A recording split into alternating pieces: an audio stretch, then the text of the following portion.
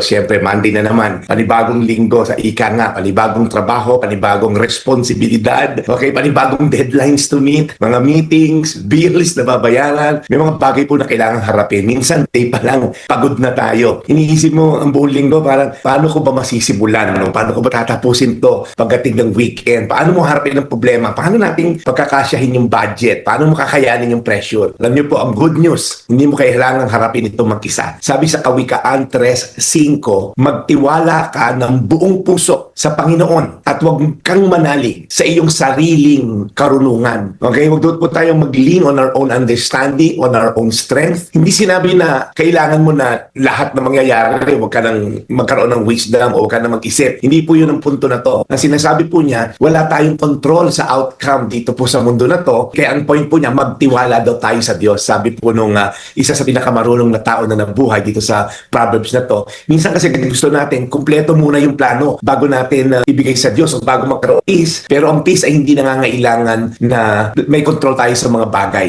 Minsan kasi control freak tayo na tinatawag. Kailangan, alam ko to, kailangan in control ako. Pero ang totoo pong peace ay nanggagaling sa alam natin, wala akong control. Alam kong may magagawa ako sa kaya ko, sa abot na aking makakaya. Pero ultimately, si Lord po ang may control ng lahat. Naunang na po kasi siya sa bawat araw na haharapin natin. Kaya ngayong Monday, huwag mong buhatin agad yung buong linggo mo na ang bigat-bigat. Dalhin mo ang araw na to sa Diyos one day at a time. So instead na mag-panic, mag-pray tayo. Yung mga delays and disappointment, unexpected problems, part po yan ng character development natin. So hindi mo kailangan perfect yung Monday ngayon para magkaroon ka ng peaceful week. Kailangan mo lang yung confidence na kasama mo ang Diyos sa araw-araw ng iyong buhay. Sabihin mo ngayong umaga na to, Lord, I give you this day. Lord, I give you this week. Guide mo, Lord, ang aking mga decision and guide my heart. And magugulat ka, ang mga iniatang sa Diyos, siya ang bahalang manguna sa iyo. So don't begin the week carrying everything. Begin this week by trusting the one who holds everything. So tanong, ano mga biggest concern mo sa simula pa lang ng linggo na to? Anong kailangan mong isuko sa Diyos ngayong araw na to? Tandaan natin, Kawikaan 3:5, magtiwala ka ng buong puso sa Panginoon at huwag kang manalig sa iyong sariling karunungan. Tayo po'y manalangin, Panginoon. Salamat, another week, another day.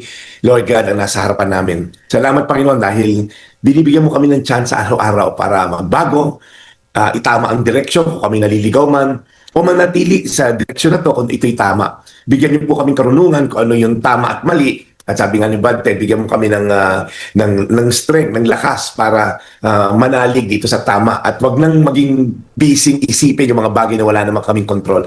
Maraming salamat, Lord, sa panibagong lakas. I-guide mo kami ngayong araw na to sa tamang landas. Sa pangalan ni Jesus. Amen. Today's Reflection with Pastor Jeff Eliscopides.